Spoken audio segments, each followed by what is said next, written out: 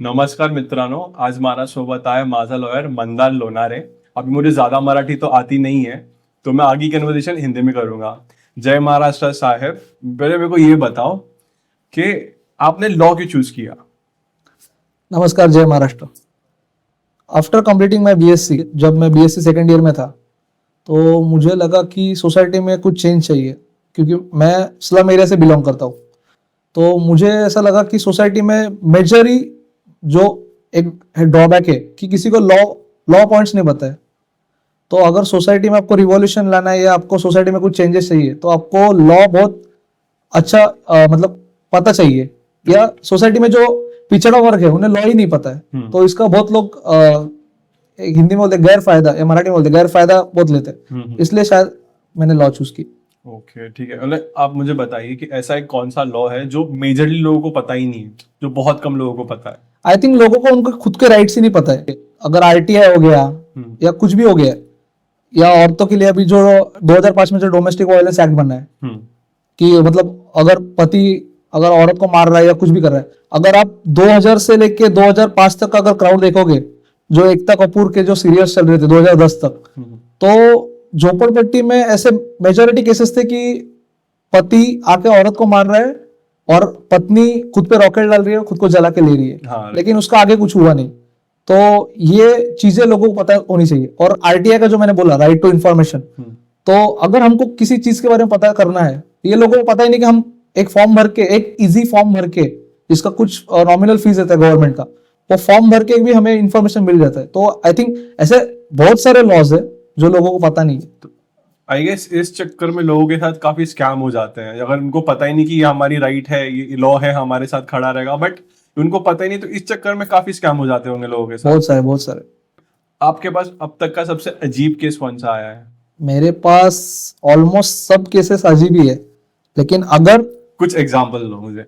Example दूंगा तो I think family cases ही लेते। नाम मत बताओ किसी का, लेकिन नहीं, नाम नहीं बताऊंगा। फैमिली कोर्ट के केसेस कुछ लेते कि मतलब हस्बैंड वाइफ का झगड़ा हो, मतलब मुझे सीरियल देखने की जरूरत नहीं, इन शॉर्ट मैं आपको बोलता हूँ। अच्छा।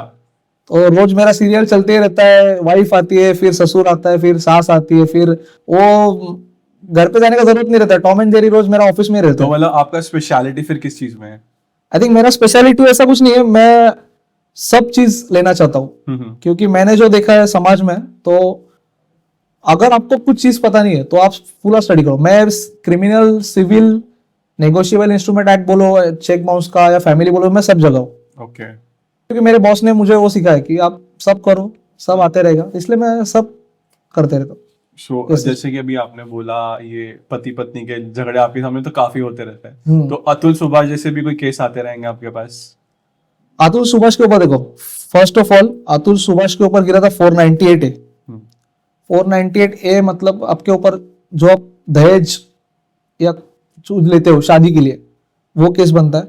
498A में अभी एक इंडिया में एक दवाई है डोलो 650, वो इंडियंस का लोग बोलते हैं कि सुबह का नाश्ता बन गया है। तो वैसा 498 है। और जो हमारे कायदे, जो लॉ है, वो औरतों की तरफ थोड़ा ज्यादा है। राइट।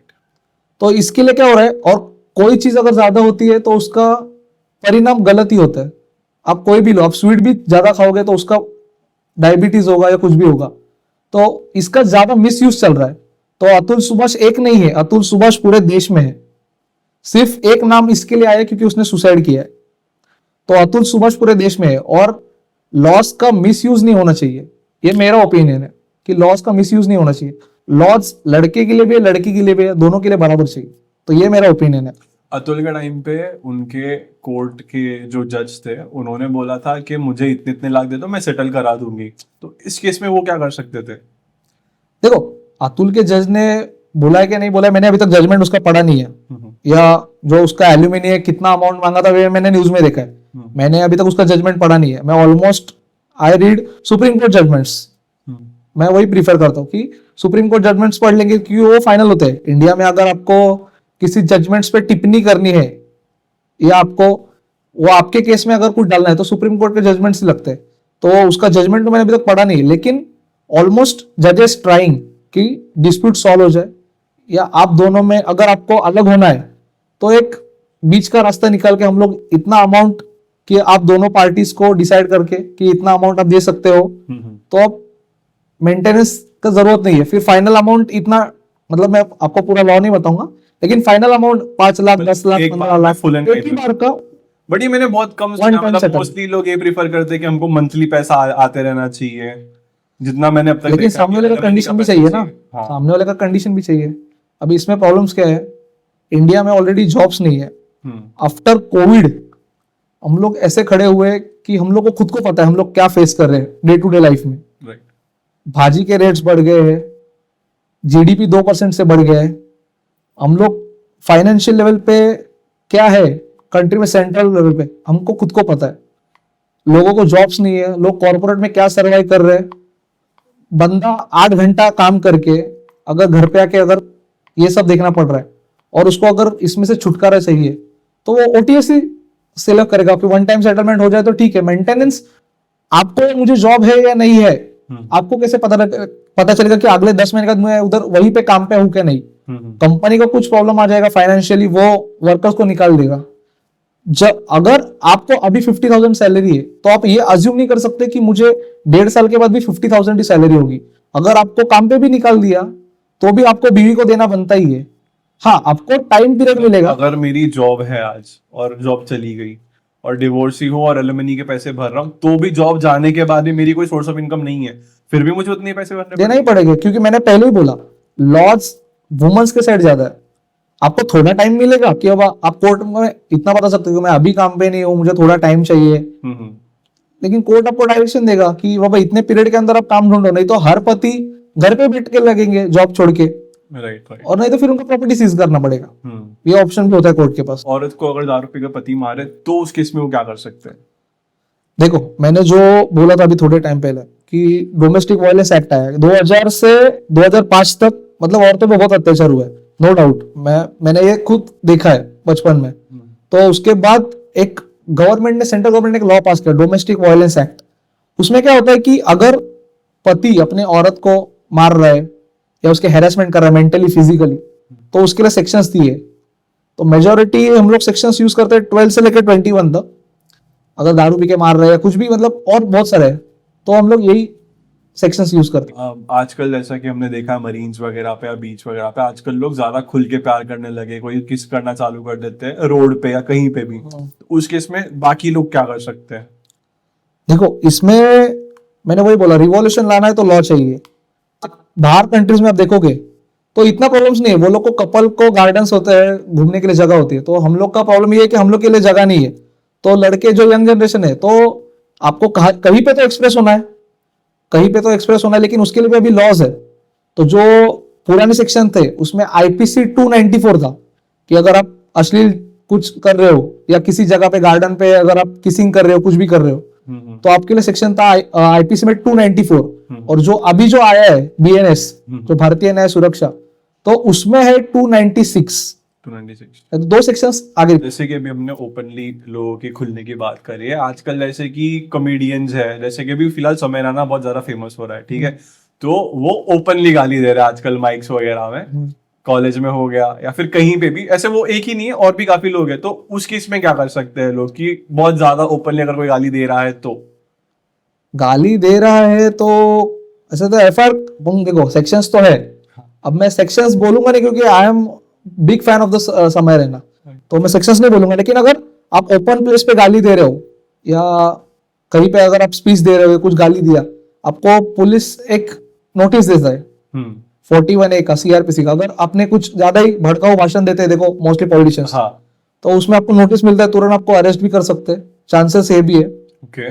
हाँ, तो समय रैना का अगर किसी ने कंप्लेंट किया तो उसको भी अरेस्ट हो सकता है, तो इसमें ये चांसेस है। आजकल इंस्टा और फेसबुक पे काफी रील्स वगैरह चल रही है, ठीक है, तो इसमें लोग जिसको चाहिए वो अपना फेक अकाउंट बना लेगा या अपने अकाउंट से कोई गाली दे देगा या कुछ गंदा बोल के चले जाएगा। तो उस केस में लोग क्या कर सकते हैं जिसके साथ अगर ऐसा कुछ हरासमेंट हो रहा है तो? इंडिया में मतलब ये जो फ्लो आया है इंस्टाग्राम फेसबुक का, ये मुझे लग रहा है 2015-16 के बाद आया है। तो इंडिया में जो इसके लॉज है वो 2000 में ही बने थे। तो उसको हम लोग बोलते हैं information technology act, IT act. IT act में अभी देखो, अगर आपको फेसबुक या इंस्टाग्राम पे कोई कमेंट्स डाल रहा है, उसमें गाली है, कुछ भी है, या ट्विटर पे आपको कुछ बुली कर रहा है आप अपने लैंग्वेज में, तो आप आईटी एक्ट सेक्शन 66 ब्रैकेट ए, अब हम उसको सब सेक्शन बोलते हैं, तो आईटी एक्ट में सेक्शन 66 ए के अनुसार हम उसके ऊपर एफआईआर कर सकते हैं कि हमको अगर कोई गाली दे रहा है कमेंट में या फेसबुक पे, इंस्टाग्राम में, if any other social media, तो हम लोग वो यूज कर सकते हैं और उसके ऊपर एफआईआर कर सकते हैं। अभी मुझे रील से एक याद आया, मैंने एक वीडियो देखा था, उसमें एक औरत ड्राइवर को ओला उबर के पैसे नहीं दे रही थी अपने राइड के, तो उस केस में वो आदमी क्या कर सकता था जिसमें उसको कस्टमर्स खुद परेशान कर रहे हैं? अभी देखो, हर गाड़ी आजकल, मतलब गियर वाले गाड़ी तो कम हो गए, अभी ऑटोमेटिक कार का जमाना आ गया है। ऑटोमेटिक कार में एक फीचर आ रहा है अभी, जो न्यू जो कार डिजाइन हो रही है, आप कौन सी भी कंपनी उठा लो, तो उसमें एक फ्रंट कैमरा होता है जो बाहर का दिखाता है, जो कार का अगर एक्सीडेंट होता है तो वो वाला, और एक अंदर का कैमरा होता है। तो इसमें मेजोरिटी क्या हो रहा है, अभी जो मेरे पास केसेस आ रहे हैं, ओला उबेर के जो ड्राइवर्स है वो लोग अपना लेके जाते हैं, छोड़ते हैं सेफ जगह पे, बराबर, उसमें से कुछ लड़के या लड़कियां कुछ रीजन बता के या कुछ उनके ऊपर फेक कंप्लेंट करके ऑनलाइन कुछ पैसे बचाने के लिए 300 400 500 600 या 1000 रुपए कुछ पकड़ो, उतने पैसे बचाने के लिए उनको बेचारे को फंसाते हैं और उनको बोलते हैं कि हम लोग कहते तो तुम्हारे ऊपर झूठी एफआईआर कर देंगे या तुम पर केस कर देंगे, बराबर। वो बेचारे डर जाते क्योंकि वो लोग मिडिल क्लास रहते हैं, वो लोग अपना बच्चों का पेट भरने के लिए काम करते। तो मैं उनको इतना ही सलाह दूंगा कि एटलीस्ट जो आपके फ्रंट कैमरा है जो गाड़ी का, वो इनबिल्ड आता है, अभी जो न्यू कार्स आ रहे हैं ऑटोमेटिक कार्स, और नहीं है तो आप लगा भी सकते हो, उसके लिए कौन सा लाइसेंस का जरूरत नहीं कि आरटीए को कुछ परमिशन चाहिए, कुछ भी नहीं, आप फ्रंट कैमरा लगा लो और एक अंदर वाला कैमरा भी आता है जिससे ड्राइवर क्या कर रहा है वो भी पता चलता है। और उसमें साउंड सिस्टम भी है, तो वो आप लगा लोगे तो आप ओला उबर वालों को कुछ फिर डरने की जरूरत नहीं है। अगर मेरे पास पूरा वीडियो प्रूफ है, हाँ, तो इनकेस अगर एफआईआर भी होता है तो कोर्ट में हम प्रूव कर सकते हैं कि हम लोग एक्विटल है। और सब अगर मैं ड्राइवर हूँ, अगर मुझे ही कस्टमर ने पैसे नहीं दिए तो फिर मैं भी कस्टमर के ऊपर केस कर सकता हूँ। यस, तो हम लोग एफआईआर तो कर ही सकते हैं फिर कि हम लोग के साथ उसने फ्रॉड किया, तो 420 तो बनता ही। सपोज अभी जैसे पैसे लेने की बात है, फॉर एग्जांपल अगर मैंने मेरे दोस्त को पैसे दिए और उसने मुझे पैसे रिटर्न नहीं दिए और उसने कोई चेक दे के रखा है मुझे जो कि बाउंस हो चुका है, अब मैं क्या करूंगा इस केस में? उसमें दोस्त ने, उसमें तो अभी तो ऑलमोस्ट मुझे लग रहा है आधा इंडिया ही सफर कर रहा है। जैसे मैंने बोला कि डोमेस्टिक वायलेंस में आधा इंडिया सफर कर रहा है, तो जो चेक बाउंस का जो मैटर है, तो उसमें NI act, negotiable instrument act section 138 के अनुसार अगर आपको कोई भी चेक देता है या आपको चेक बाउंस होता है, आप उसके ऊपर केस कर सकते हो कि चेक बाउंस हो गया। अगर आपका फ्रेंडली है तो ठीक है, अगर उसने कहा कि नहीं देना है तो आप उसके ऊपर केस कर सकते हो। और अगर सपोज किसी ने मेरे ऊपर फेक केस लगवाया, फिर अगर मुझे एफआईआर कैंसिल करवानी है, मैंने आजकल सुना है एफआईआर कैंसिल करके भी कुछ होता है, ये क्या है? एफआईआर कैंसिल ऐसा वर्ड नहीं है, एफआईआर क्वॉश ऐसा एक वर्ड है। ओके।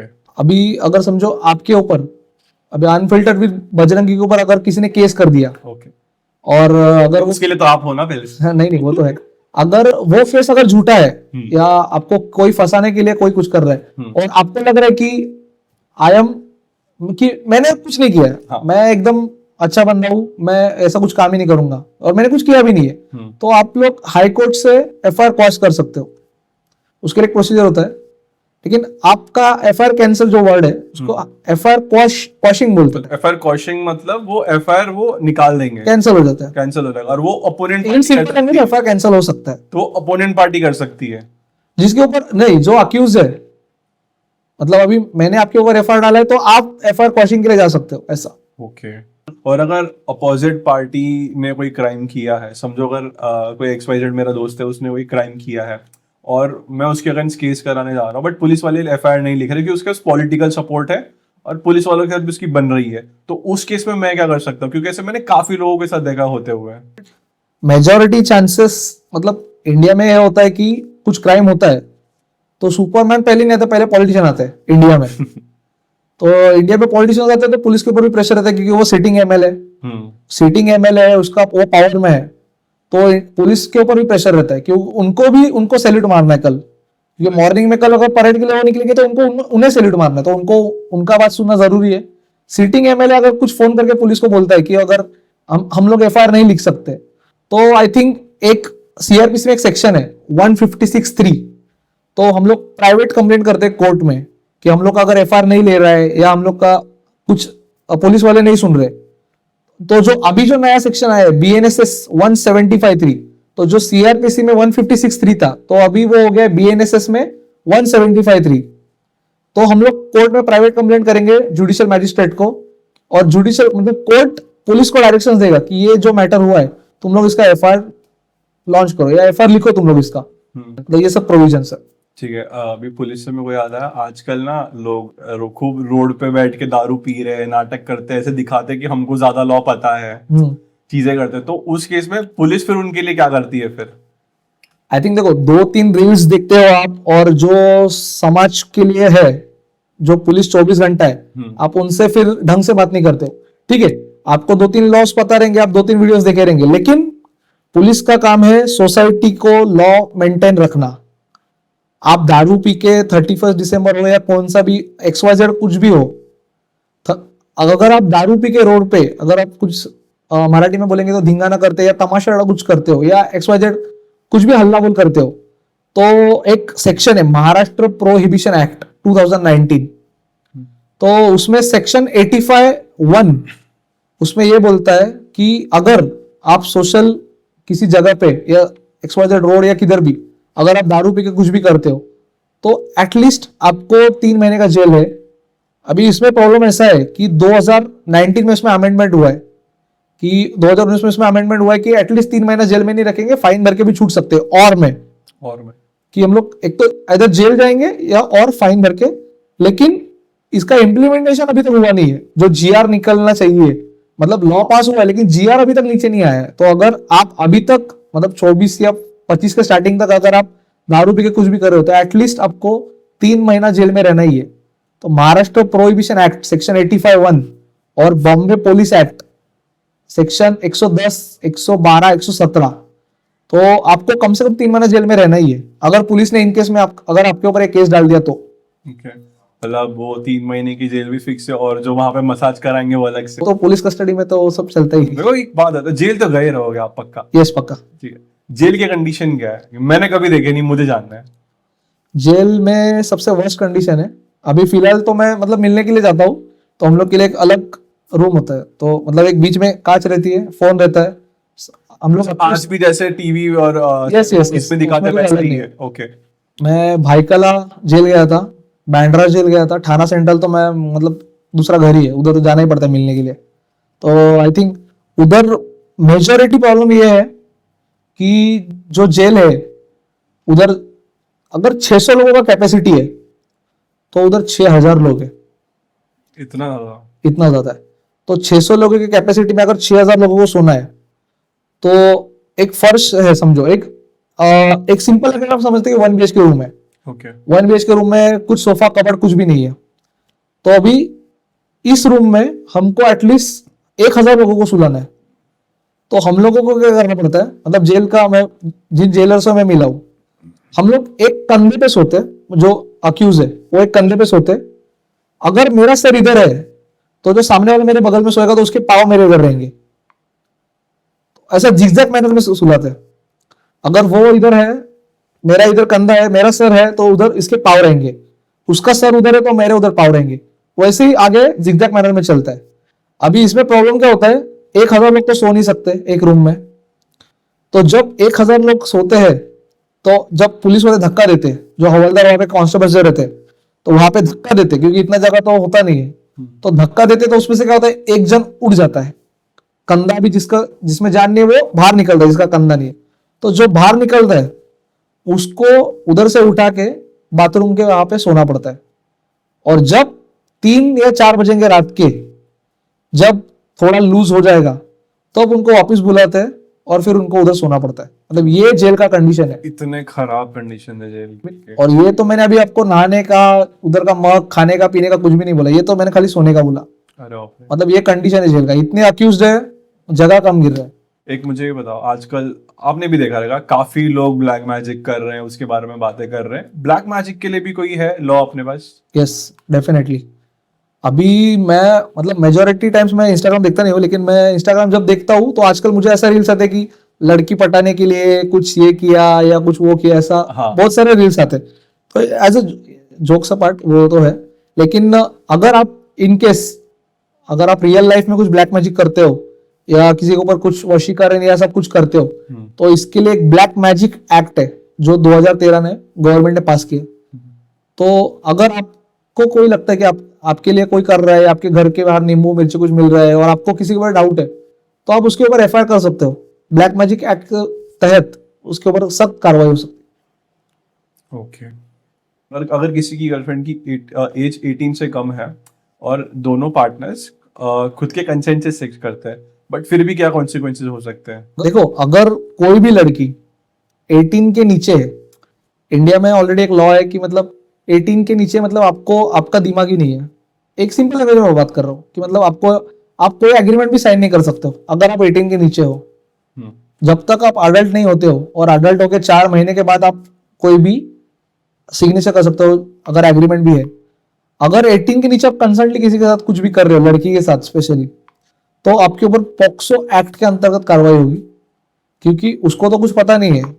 अभी तो मेजोरिटी बहुत केसेस देख रहे हैं हम लोग, बच्ची के साथ कुछ भी गलत हो रहा है, ऐसा तो होना नहीं चाहिए कंट्री में, लेकिन अगर ऐसा कुछ होता है तो आपके ऊपर पॉक्सो एक्ट के अंतर्गत कार्रवाई होगी। तो अगर लड़का 18 के ऊपर है या 18 के नीचे फिर भी? लड़का 18 के ऊपर होगा तो ही कार्रवाई होगी। और लड़का 18 के नीचे है? लड़का 18 के नीचे होगा तो जुवेनाइल कस्टडी में जाएगा। जुवेनाइल एक एक्ट है, लेकिन जुवेनाइल एक्ट में भी सेक्शन 75 और 77 ऐसा बोलता है कि अगर इफ क्राइम इज बिगर, मतलब एक सिंपल मैं बोल रहा हूँ कि अगर क्राइम बड़ा है तो सेक्शन 75 और 77 के तहत उस बच्चे को अडल्ट की तरह ही ट्रीट करेंगे। मतलब डजंट मैटर बंदे की एज कितनी है, जेल जाना पक्का है। अगर क्राइम बढ़ा है तो जेल जाना पड़ेगा। पोर्शे कार एक्सीडेंट में भी सेम इंसिडेंट हुआ था, क्राइम बढ़ा था तो उसको एज अ अडल्ट ही ट्रीट किया गया था। हम तो मुंबई में रहते हैं तो अपने को पता है आजकल मेंटेनेंस के लिए कितना झगड़ा हो रहा है बिल्डिंग्स में, और पार्किंग को लेके कितना, क्यों आजकल बिल्डिंग्स में पार्किंग बची नहीं है, जो पुरानी बिल्डिंग स्पेशली, तो उनके डिस्प्यूट्स कहाँ सॉल्व होते हैं फिर? आजकल प्रॉब्लम्स क्या हो गया है, कार्स की जो रेंज है वो नीचे आ गई है। लोग ईएमआई पे भी कार ले रहे हैं। अभी कार लेते टाइम पे, मतलब जब हम लोग घर ले रहे थे, हम लोग के पेरेंट्स जब घर ले रहे थे, तो वो लोग ने सोचा नहीं था कि हम लोग इन फ्यूचर कार भी लेंगे। अभी प्रॉब्लम्स क्या हो रहा है कि जो बड़े बड़े बिल्डिंग्स है उनके पास फ्लोर पार्किंग है, लेकिन जो नॉर्मल सोसाइटी है उनके पास फ्लोर पार्किंग नहीं है, तो वो लोगों का पार्किंग के ऊपर बहुत इश्यूज है। तो अभी अगर ये डिस्प्यूट कैसे सॉल्व करना है, पार्किंग्स का हो या मेंटेनेंस का हो, तो इसके लिए कोऑपरेटिव कोर्ट अलग रहता है, अलग से कोर्ट रहता है। तो as a society cooperative act, उसके अंतर्गत सब मतलब कोर्ट के जो सोसाइटी के जितने भी मैटर्स है उतने सब उस कोर्ट में चलते हैं। तो कोऑपरेटिव के लिए सोसाइटी के एक अलग से कोर्ट होता है। तो सारे मैटर्स आप थाना बॉम्बे में भी देखोगे तो एक अलग से कोर्ट ग्राउंड फ्लोर पे दिया ही होता है। ये मैंने पहली बार सुना है। तो मतलब इसके लिए एक अलग से कोर्ट है? मतलब इसके लिए अलग से कोर्ट है। चीजें इनके लिए अलग से कोर्ट है? बहुत सारी चीजें जिनके अलग से कोर्ट है, स्कूल ट्रिब्यूनल्स या आई थिंक ट्रस्ट के लिए। मतलब स्कूल्स के रिलेटेड कुछ रहेगा तो स्कूल ट्रिब्यूनल्स में जाएगा, और ट्रस्ट के लिए बहुत सारे, मतलब मैं तो इतना एग्जांपल कितने दे रहा हूँ। अभी अगर आपकी ट्रस्ट के लिए कुछ इश्यूज है, फॉर एग्जांपल, हाँ मेरा और मेरे भाई का अगर ट्रस्ट है और हमारे बीच में कोई झगड़ा हो गया, तो फिर वो कैसे? अगर आपका भाई हो या दोस्त हो, अगर आपके कुछ डिस्प्यूट होता है इन ट्रस्ट में, अगर आपका ट्रस्ट है और अगर आप में कुछ डिस्प्यूट होता है, तो in India Indian charity trust एक अलग चलता है, और इन महाराष्ट्र पब्लिक ट्रस्ट एक अलग चलता है 1951 का। तो दो लॉज है। अगर आप महाराष्ट्र में हो तो महाराष्ट्र में अगर आपके ट्रस्ट का डिस्प्यूट होता है तो आपके लिए है महाराष्ट्र पब्लिक ट्रस्ट एक्ट 1951।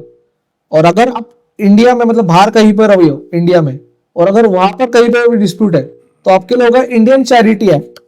मतलब ये दोनों अलग अलग जगह, मतलब दोनों, इनके लिए लॉज भी अलग है और इनके लिए कोर्ट्स भी अलग है। कोर्ट्स भी अलग। ये मैंने पहली बार। ट्रस्ट के लिए कोर्ट्स अलग ही होते हैं। Dream11 और MPL जैसे काफी ऑनलाइन प्लेटफॉर्म्स है बेटिंग के लिए, और मैंने देखा है कि काफी लोग ऑफलाइन भी बेटिंग करते हैं, बट जो ऑफलाइन बेटिंग करते हैं अगर वो पकड़े गए तो फिर उसमें क्या केस बनेगा? अभी देखो, इसमें आपको एग्जांपल देता हूँ। आप क्रिकेट में सट्टा लगा रहे हो, आप घर में हो, आपको पकड़ा, या किधर भी आप मटका बिटका लगा रहे हो, किधर भी, अगर पुलिस को टिप मिला कि XYZ बिल्डिंग में ये फ्लोर पे ये रूम में ये बंदा बेटिंग कर रहा है, तो बॉम्बे में एक गैम्बलिंग एक्ट है, the Bombay prevention of gambling act. Okay. तो एज अ सेक्शन 4 और 5 आप कहीं पर भी घर पे हो, कुछ कर रहे हो, सट्टा लगा रहे हो, कुछ भी कर रहे हो, तो आपको पुलिस घर पे आके भी अरेस्ट कर सकता है। तो ये एक्ट स्पेशली बना हुआ है उन चीजों के लिए। ऑनलाइन चल रहा है वो लीगल है? ऑनलाइन तो लीगल ही है ना, वो लोग ने तो गवर्नमेंट से परमिशन लेके सब किया है। तो ऑनलाइन का तो इतना मतलब ऑनलाइन का भी जो है वो सब लीगल ही है डिफाइन। अभी ऑफलाइन जो है अपन लोग सट्टा लगा रहे हैं तो वो तो इलीगल है। तो ऑफकोर्स आपको घर पे आके police the prevention of gambling act section 4 और 5 के अंडर अरेस्ट कर सकती है। ओके।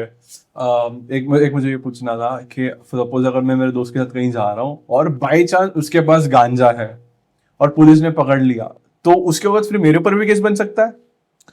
देखो इसमें दो पॉसिबिलिटीज है। एक तो आपका दोस्त सेलर है या वो कंज्यूम करने वाला है।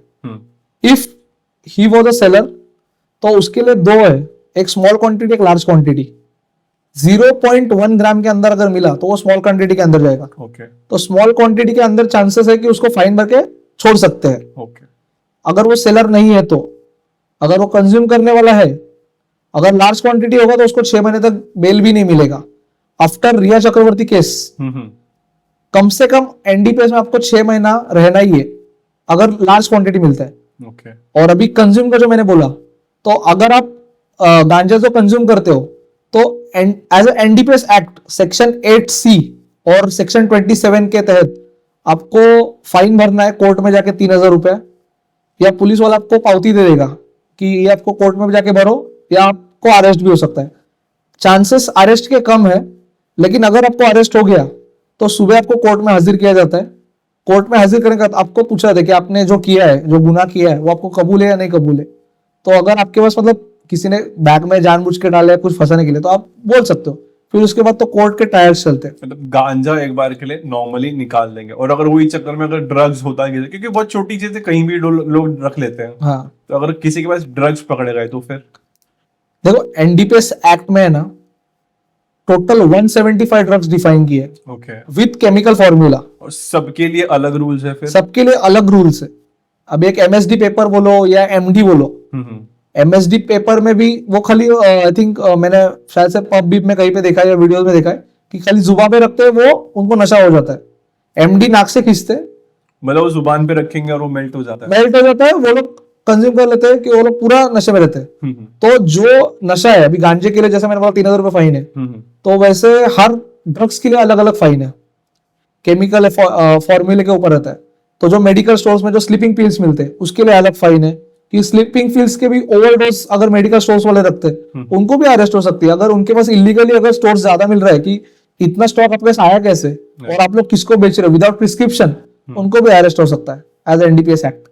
तो 175 ड्रग्स उसमें डिफाइंड है, ड्रग्स डिफाइन है, अलग अलग ये लॉज है, यस यस यस, अलग अलग पनिशमेंट के साथ में। जैसा अभी आपने मेरे को बताया 175 ड्रग्स के लिए अलग अलग पनिशमेंट्स है, तो मेरे को एक बताओ आपके पास कोई ड्रग्स का केस आया? मेरे पास मेजोरिटी ड्रग्स जो है वो गांजा ही है। और अभी सिगार का भी एक एक्ट निकला है सिगरेट का, जो मैंने बोला था प्रोहिबिशन ऑफ, जो बॉम्बे एक्ट है, जो महाराष्ट्र प्रोहिबिशन एक्ट है 85(1) जो दारू के लिए मैंने बोला था, तो सिगरेट का भी एक एक्ट है सिगार एक्ट, वो तो है चलो ठीक है। लेकिन एनडीपीएस में क्या है, मेरे पास गांजा, चरस, एमडी, और अभी जो मेरे पास जो रिसेंटली आया था वो एलएसडी पेपर, जो एलएसडी पेपर का जो मेरे पास केस क्या था, मेरे को केस के बारे में जानना है। I am from the science background, तो मुझे केमिकल फॉर्मूलाज के बारे में पता है। तो जो 175 जो ड्रग्स है उसमें से एलएसडी मेरे लिए भी नया था, मैं कभी पब भी में नहीं जाता, मैंने सब ये चीज देखी भी नहीं है, तो मेरे लिए भी ये चीजें नहीं थी। एलएसडी पेपर में उसके ऊपर कुछ आई थिंक पॉक्यूमेन का कुछ वो रहता है, स्टिकर रहता है, तो वो डायरेक्ट जुबान पे रखना है। और मतलब जैसा कोई मूवी में देखा रहेगा कि एक छोटा सा स्टिकर जैसा कुछ रहेगा और जुबान पे रख देंगे तो ये वो मेल्ट हो जाएगा। मेरे लिए भी चीजें नहीं होती है तो मुझे भी पढ़ना पड़ता है। ट्राई कर लो सारा चीजें पता चल जाएगा। तो उनको बाहर कौन निकालेगा। ठीक है, अगर मुझे पुलिस ने पकड़ लिया और मेरे पास हार्ड कॉपी नहीं है लाइसेंस की, तो भी कोई सॉफ्ट कॉपी पे नाटक क्यों करते हैं पुलिस वाले? देखो इसमें प्रॉब्लम्स क्या होता है कि हम लोग का कभी कभी इनकेस हम लोग कभी जल्दबाजी में निकल गए, हम लोग का लाइसेंस नहीं रहता है, आरसी नहीं रहता है, पीयूसी इंश्योरेंस नहीं रहता है, हम लोग कैरी नहीं करते। डिजिटलाइजेशन के ऊपर इंडिया बढ़ रहा है, अगर हम लोग डिजिटलाइजेशन नहीं होंगे तो कैसे चलेगा। पेपर वर्क कम करना है इसलिए सेंट्रल गवर्नमेंट काम कर रहा है और डिजिटलाइजेशन ज्यादा करेंगे। पुलिस मोटर व्हीकल एक्ट के अनुसार अगर आप देखोगे, अगर आपके पास आरसी, लाइसेंस और पीयूसी और इंश्योरेंस चारों भी चीजें अगर कागज स्वरूप में नहीं रहेंगी, और अगर आप जो सेंट्रल गवर्नमेंट का जो एक ऐप है डिजी लॉकर। अगर आपके पास मोबाइल में उनको भी अगर आप उनको परस्यू कर दिया कि दिखा दिया कि बाबा ये हमारे पास चारों चीजें मोबाइल में है, तो भी आपको छोड़ सकते हैं। ऐसा कुछ जरूरी नहीं है कि चारों चीजें आपको लेके घूमना है। लेकिन नहीं, कोई कोई पुलिस वाले क्या करते हैं, जो तुमको रुका के तुरंत तुम्हारे गाड़ी की चाबी निकाल लेंगे, बाइक की चाबी निकाल लेंगे, उसमें क्या कर सकते हैं फिर? नहीं, उसमें बहुत जगह जजमेंट दिया है। As a Kerala High Court भी बोलो या सुप्रीम कोर्ट में तो है ही ऑलरेडी, लेकिन Kerala High court, Hyderabad court में भी, उसमें भी ट्रायल्स में जज ने बोला है कि आपको कोई भी परमिशन नहीं कि आप किसी भी गाड़ी का चाबी निकाल लो। तो पुलिस वालों को कोई परमिशन ही नहीं ऑलरेडी कि किसी भी गाड़ी का आप चाबी निकाल सकते हो। हाँ, आप गाड़ी रुका सकते हो फॉर इंक्वायरी, लेकिन आप चाबी नहीं निकाल सकते हो। मैंने मेजोरिटी इसमें ये देखा है चीजों में कि पुलिस वाले आके गाड़ी रुका के पहले चाबी निकालते, तो वैसे उनको अलाउड ही नहीं है। अलाउड ही नहीं है। हाँ। और अगर मुझे किसी पुलिस वाले के अगेंस्ट कंप्लेंट करनी है, या फिर कोई भी हायर अथॉरिटी का बंदा है जो मेरी कंप्लेंट नहीं ले रहा है, या फिर मुझे हरास कर रहा है या मुझसे पैसे मांग रहा है, कुछ कर रहा है, तो मैं क्या कर सकता हूँ उसके अगेंस्ट? उसके लिए तो एंटी करप्शन एक्ट बना ही है ऑलरेडी, अगर कोई पैसे मांगता है तो। लेकिन अगर देखो इंडिया में जो लॉज बने हैं ना, अगर आपको सिंपल लैंग्वेज में बोलूं कि इंडिया में जो लॉज बने, तो हर इसकी चोटी एक दूसरे के हाथ में दी है। मतलब एक सर्कल समझ लो बना है। ओके। जो लड़कों का जिनको चोटी है, इसकी चोटी इसने पकड़ी, इसकी चोटी इसने पकड़ी, इसकी चोटी इसकी, ऐसा सबकी चोटी एक दूसरे के हाथ में। इंडिया में कोई भी फादर ऑफ नेशन नहीं है जो कि मतलब इंडिया में कोई राज नहीं कर सकता है एक सिंगल आदमी। इंडिया में सबके हाथ में चोटी दी है, आपके हाथ में पावर है। अगर कांस्टेबल मांगता है तो उसके ऊपर हेड कांस्टेबल है, हेड कांस्टेबल के ऊपर भी सुपरिटेंडेंट है, सब अलग अलग है, डीएसपी है, सब आईपीएस लेवल के भी ऑफिसर्स है, तो सब रैंक है। अगर एक आदमी आपको पुलिस वाला अगर कुछ रिश्वत मांगता है तो आप हायर अथॉरिटी के पास कंप्लेन कर सकते हो। हायर अथॉरिटी भी अगर मैनेज है तो उसके ऊपर भी एक अथॉरिटी रहती है, उसके अगर वो भी कुछ नहीं हो रहा है तो मैं प्राइवेट कंप्लेंट का तो मैंने बोला ही 156(3) जो सीआरपीसी सेक्शन है, तो प्राइवेट कंप्लेंट भी कर सकते हो कि ये मुझे परेशान कर रहे। और अगर पैसे की मांग कर रहे तो एक एंटी करप्शन एक्ट भी है, आप एंटी करप्शन में भी उनकी कंप्लेंट कर सकते हैं। ओके। सपोज अगर कोई हिंदू मुस्लिम की शादी हुई है तो उनके लिए भी कुछ डिफरेंट लॉज होते हैं? If Hindu man Mary's a Hindu woman, okay, either a Muslim man Mary's a Muslim woman, okay, वो उनके लिए दोनों एक्ट अलग अलग है। हिंदू मैन अगर हिंदू लड़की से शादी करता है तो हिंदू मैरिज एक्ट में गिरता है, और अगर मुस्लिम मैन मुस्लिम लड़की से शादी करता है तो मुस्लिम मैरिज एक्ट है। लेकिन अगर इनकेस समझो अभी इंडिया में तो कास्टिज्म और रिलीजन तो अभी तक चल ही रहा है, तो इनके लिए लॉस क्या बना है कि अगर एक हिंदू लड़का मुस्लिम लड़की से शादी करता है या मुस्लिम लड़का हिंदू लड़की से शादी करता है तो उनका, या क्रिश्चियन लड़का हिंदू से शादी करता है, ओके, तो इनके लिए लॉस जो है तो वो लॉस है special marriage act. Special marriage act में क्या होता है कि कोई पारसी हो, जैन हो, क्रिश्चियन हो, कुछ भी हो, अगर अलग रिलीजन के दो लोग अगर एक हो रहे तो उनके लिए स्पेशल मैरिज एक्ट होता है। तो मेंटेनेंस एलुमनी के सब चीजें तो सेम ही होती है, लेकिन जो थोड़े बहुत रूल्स है वो चेंज होते हैं। तो इनके लिए भी अलग से कोर्ट होता है? नहीं, इनके लिए कोर्ट एक ही रहता है, सेम ही रहता है। फैमिली कोर्ट एक कोर्ट रहता है, तो उसमें सब फैमिली डिस्प्यूट सब उधर ही चलते हैं। ओके। आजकल आपने भी देखा रहेगा कि लोग कोई कुत्ते को मार रहा है, कोई बिल्ली को मार रहा है, कोई बंदर को मार रहा है, तो उसके अगेंस्ट क्या क्या लॉस निकाले गवर्नमेंट ने? देखो सोसाइटी में एक बंदा तो रहता है एनिमल लवर, मुझे इतना पता है। अगर आप राह चलते किसी भी या किसी बिल्डिंग के भी कुत्ते को पत्थर मार रहे हो या बिल्ली को कुछ भी कर रहे हो या एक्सवाइजेड कोई भी एनिमल हो, अभी लोगों को तो लगता था जब हम लोग के जमाने में थे, मतलब बचपन में, तो हम लोग मार के निकल जाते थे कि बाबा उसको मार दिया, जा रहे तो उसको मार दिया, सो रहा है उसको मार दिया। अभी ऐसा नहीं है, लॉज अभी स्ट्रिक्ट है। तो अगर आप किसी भी कुत्ते या बिल्ली को मारते हो तो prevention of cruelty to animal act जो है उसके सेक्शन 11 के अनुसार आपको जेल भी हो सकता है, और ये बहुत सारे लोगों को पता नहीं है। तो मतलब अगर नॉर्मली अगर किसी ने बस पत्थर उठा के मार दिया, फिर ऐसे नॉर्मली भी बम अगर किसी एनिमल लवर ने आपको देख लिया कि आप ऐसा कर रहे हो और आपका इंटेंशन उसको किल करना था, अगर उसने ऐसा बोल दिया पुलिस स्टेशन में, तो आपके ऊपर पक्का सेक्शन 11 बैठा। नॉर्मल हिट किया और फिर भी अगर मैंने जाके बोल दिया कि इसका ये इंटेंशन था, इसका मार देने का इंटेंशन। देखो इंडियन कोर्ट्स में जो कोर्ट है हमारे इंडियन लॉज, वो मेजोरिटी चांसेस मतलब देखते हैं कि कोई गलत आदमी ना फंसे जिसने क्राइम ना किया हो। अगर आप इंडिया के पूरे लॉज पढ़ोगे तो इंडिया के लॉज ऐसे बने कि ह्यूमैनिटी बेस के ऊपर बने। आप अमेरिका जैसे क्रूएल्टी नहीं है अपने पास, या जर्मनी या स्पेन के जैसे क्रूएल्टी नहीं है कि हाथ काट दिया, पैर काट दिया। दुबई के जैसे, अबू धाबी के अगर आप लॉस पढ़ोगे तो अपने इधर वैसे नहीं है। अपने इधर लॉस क्या कहते हैं कि 100 अक्यूज छूट जाएंगे चलेगा, लेकिन एक बेगुनाह नहीं फंसना चाहिए। तो कोर्ट क्या देखते कि इंटेंशन क्या था उसका। तो एनिमल क्रूएल्टी में क्या होगा, अगर सामने वाले बोले कि इसका इंटेंशन टू किल था, उसको मारना ही था उसको, तो फिर आपके ऊपर एफआईआर पक्का बनता है। और मैंने सुना इसमें कंप्लेन करते तुरंत एक्ट होता है इसके ऊपर। इंटेंशन टू किल है तो उसको अरेस्ट तो पक्का ही होगा। इसमें तुरंत, और इसमें प्रूफ वगैरह क्या, लेकिन को वीडियो सीसीटीवी फुटेज तो अब देखो ऑलमोस्ट अभी जो बंदा एफआईआर कर रहा है मतलब उसका टाइम है, टाइम होने वाला बंदा सोसाइटी में रहता है, हाँ तो सोसाइटी में फुटेज देख के तो कर ही सकता है उसके ऊपर एफआईआर। ये बढ़िया है। अगर कभी भी मुझे किसी पुलिस वाले का कॉल आया, देखो आजकल फेक कॉल तो काफी आते हैं, ठीक है, लेकिन चलो अभी 10 फेक कॉल में से अगर मुझे एक जेन्युइन कोई पुलिस वाले का कॉल आ गया और वो मुझे पुलिस स्टेशन बुला रहे हैं, तो उस केस में फिर मुझे क्या करना चाहिए, जबकि मुझे पता ही नहीं कि मैंने किया क्या है। देखो मेजोरिटी चांसेस क्या होते हैं कि हम पुलिस वाले कभी कभी स्टेटमेंट लेने के लिए बुलाते हैं पुलिस स्टेशन में, लेकिन कभी कभी समझो आपको XYZ पर्सन ऐसे ही गया है आपका कंप्लेंट करने के लिए आपके खुन्नस में कि उसको बुलाओ, उसको थोड़ा डराते। आपको सिर्फ एक लॉ पता होना चाहिए, इसके लिए मैं बोल रहा हूँ। एज अ CRPC 41A आपको नोटिस आना चाहिए पुलिस स्टेशन से कि आपको ये डेट पे ये टाइमिंग पे पुलिस स्टेशन आना है या अभी आना है, आपका साइन लेंगे। और जो अभी CRPC तो बंद हो गया जून से, तो जो भी न्यू आया है सेक्शन BNSS, तो BNSS में सेक्शन 35 हो गया है, वो जो 41A था वो अभी सेक्शन 35 बन गया BNSS में। तो पुलिस का ये ड्यूटी है, आपको फोन पे पुलिस नहीं बोला जाता कि आप पुलिस स्टेशन आओ। आपको प्रोसीजर रहता है कि आपको नोटिस देके घर पे आके नोटिस देना है कि 41A के अनुसार कि आपको पुलिस स्टेशन आना है, हमको इंक्वायरी करना है, फर्दर इंक्वायरी करना है, ये केस रिलेटेड।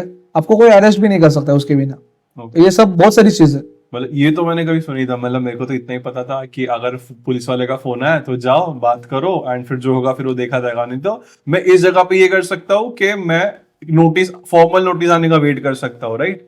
हाँ, तो उतना कर, इट्स योर राइट। आपको बहुत सारे इंडिया में अगर आप देखोगे तो उन लोगों को उनके राइट्स ही नहीं है। तो मैंने इस राइट के बारे में तो मैं कभी सुना ही नहीं था। तो यही बहुत सारी चीज है।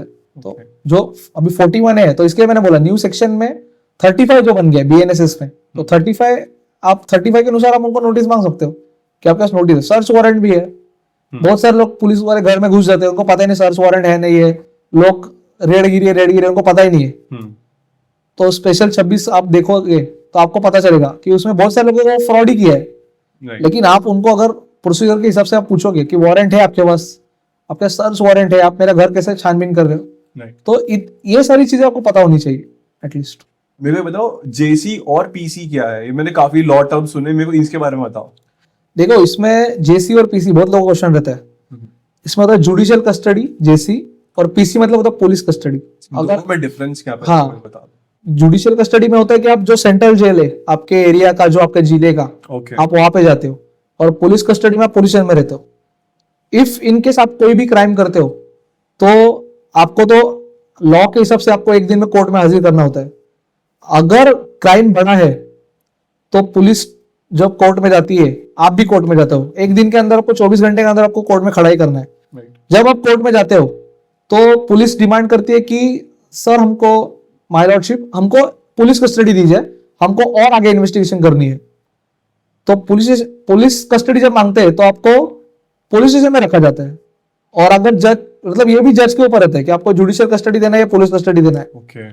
तो अगर आपको जुडिशियल कस्टडी दी थी तो आपको डायरेक्ट सेंट्रल जेल भेजा जाएगा, तो वहीं पर आपको कपड़ा वपड़ा सब मिल जाएगा। और अगर पुलिस कस्टडी दी तो आपको डायरेक्ट पुलिस लेके जाना पड़ेगा, 2 दिन 3 दिन उतना पुलिस कस्टडी आपको मिल जाएगा। मतलब अगर पुलिस जितना दिन मांगे उतना दिन, 10 दिन 15 दिन, कि हमको इतना दिन इंक्वायरी करना है तो हमको ये दे दो। पुलिस कस्टडी में चांसेस रहता है कि आपको पुलिस कभी कभी मारती भी है। जेल में उतना जेल में वो आपस में मार लेंगे। जेल में तो उतना चलता ही है वो सब, लेकिन पुलिस कस्टडी में सब और जुडिशियल कस्टडी में ये डिफरेंस है। ठीक है, मेरे को ये बताओ, अभी काफी लॉज है जो औरतों को फेवर करते हैं, ऐसा कोई लॉ है जो आदमियों को फेवर करता है? कुछ भी नहीं, जोक्स अपार्ट, कुछ भी नहीं। कोई इज्जत नहीं है। बंदे हो, सहन कर लो। अगर कोई सोशल मीडिया रिलेटेड कोई केस अगर है, तो मेरे पास अगर प्रूफ में चैट्स है कि इसने मुझे ये धमकी दी है या फिर कुछ XYZ चीज है, मेरे पास सिर्फ चैट्स है अगर प्रूफ के लिए, तो उसमें क्या कर सकते हैं? देखो मेजोरिटी चांसेस क्या होते हैं कि चैट्स जो है वो जो लड़का लड़की है, जो यंग जनरेशन है, उसके मैटर में यूज होते हैं।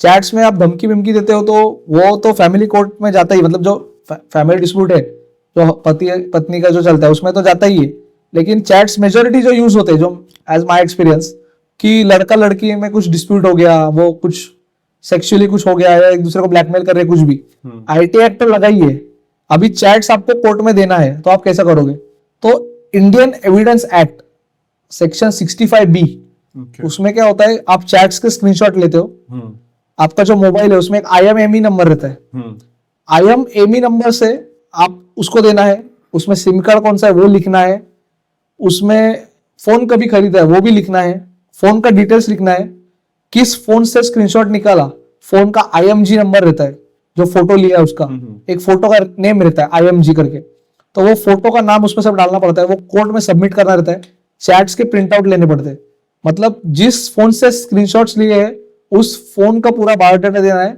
और जिससे अपने को चैट्स आया है उसका पूरा डेटा देना है। उसका तो डेटा तो जाएगा ही 65B के अंदर।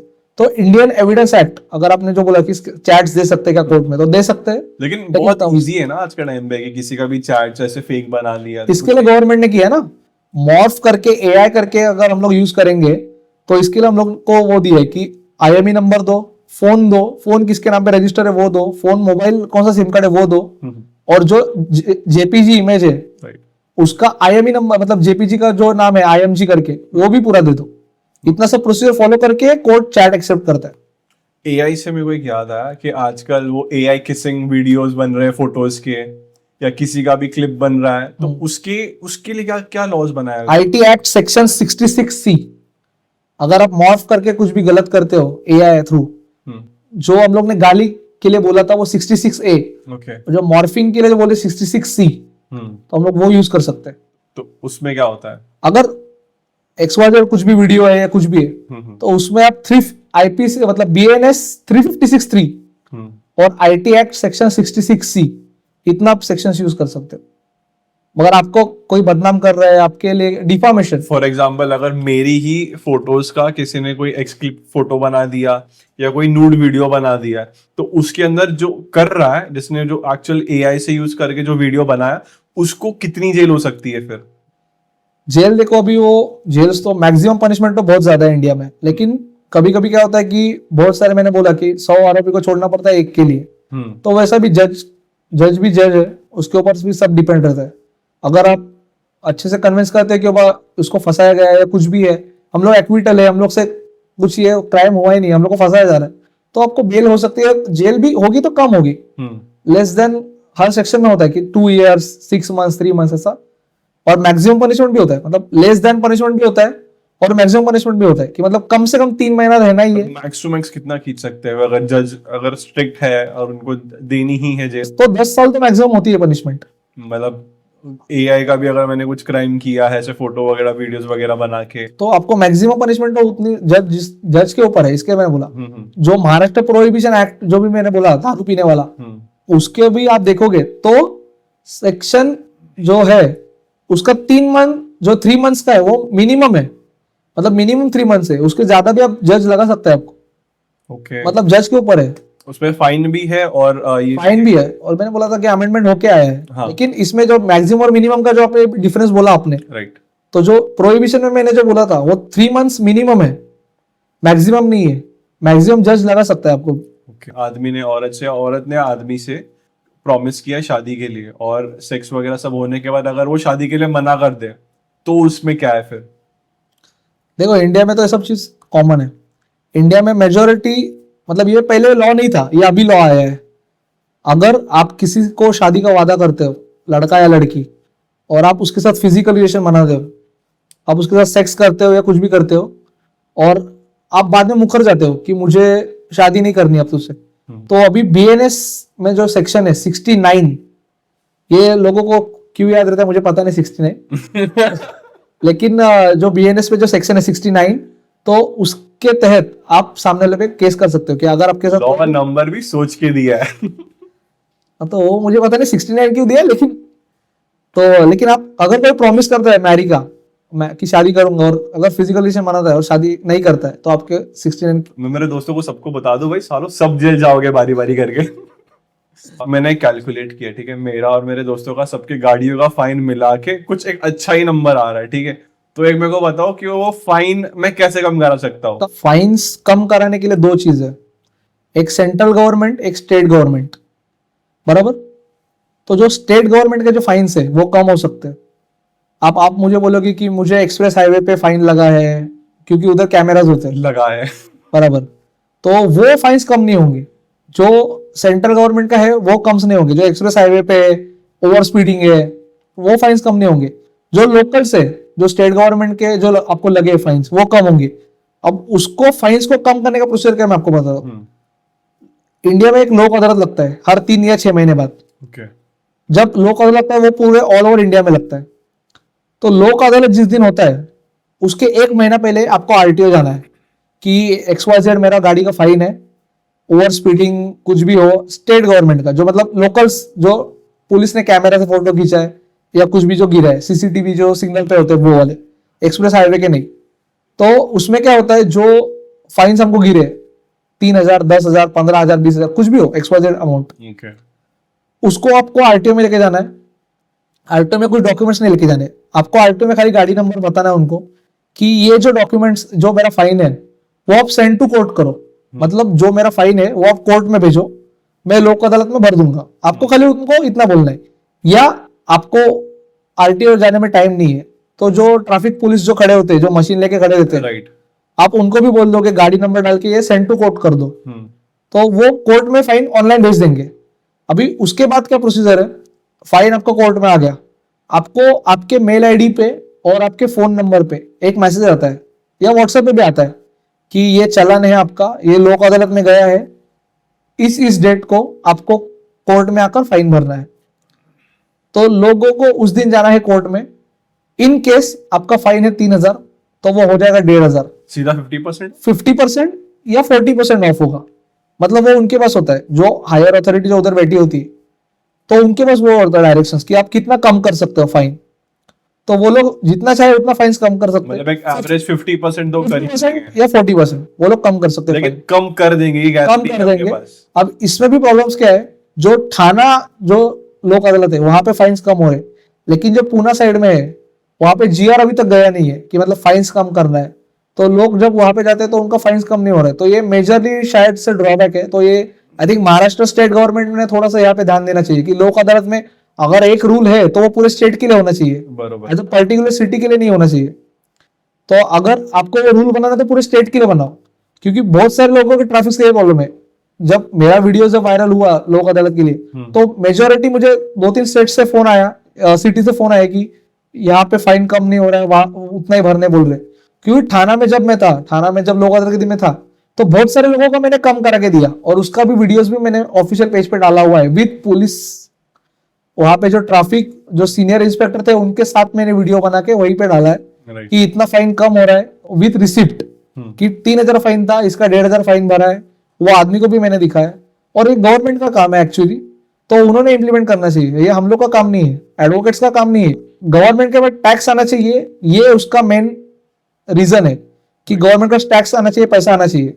फाइन्स लोगों के ऊपर तो बहुत सारे, लेकिन फाइन्स अगर कम नहीं होंगे तो मतलब क्या है लोक अदालत का? राइट। लोक अदालत का काम ही है कि डिस्प्यूट सॉल्व करना, फाइन्स कम करना। तो अगर वो होंगे नहीं तो फिर मतलब क्या है? और ये प्रोसीजर जो मैंने बोला कि सेंड टू कोर्ट करो, तो ये लोक अदालत का आरटीओ का फाइन भरने का प्रोसीजर। तो ऐसे अपने सारे के सारे फाइन्स, ऑलमोस्ट सारे फाइन्स कम हो वो स्टेट गवर्नमेंट के, वो State not central government. Central government के नहीं हो सकते। ऐसे कोई ऐसे केस के बारे में बताइए जहां पे आपको जज ने कोई राय दी हो, कोई अच्छी बेस्ट एडवाइस दी हो। When I was in internship, तो जब एक अक्यूज के लिए हम लोग थे और मतलब वो एक्विटल होना चाहिए था उसके जजमेंट में। तो मेरा सीनियर और मैं गए थे, शाम को 5 बजे थे जब कोर्ट बंद होता है। तो हम लोग वहाँ पे गए थे। जज, मैं नाम नहीं बताऊंगा, जज लेकिन मुस्लिम बैकग्राउंड से थे। तो उसमें ऐसा हुआ था कि जो हम लोग का जो अक्यूज है उसको बख्श देना चाहिए था, मतलब एक्विटल होना चाहिए था, उसको छोड़ना चाहिए था।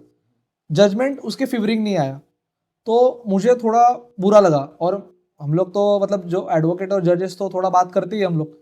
अभी जो 5 बजे का जो टाइमिंग है तो वो नॉर्मल कोर्ट्स में हम लोग कोई रहता नहीं है। तो जजेस और मैं थे और मेरा सीनियर था। तो हम लोग जजेस से बात कर रहे थे कि बोला कि माय लॉर्डशिप, आई थिंक ये कुछ ठीक नहीं लग रहा है या कुछ बराबर नहीं लग रहा है, कुछ गलत लग रहा है कि आई थिंक मतलब हम लोग कैजुअली बात कर रहे थे, जो नॉर्मल जज और हम लोग बार बेंच का रिलेशन तो है ही, लेकिन हम लोग एक ऐसा बात कर रहे थे। तो मुझे जज ने उस दिन एक एडवाइस दी थी, वो मुझे आज तक याद है, जो मैं मेरे जहन से आज तक वो कभी बात नहीं गई।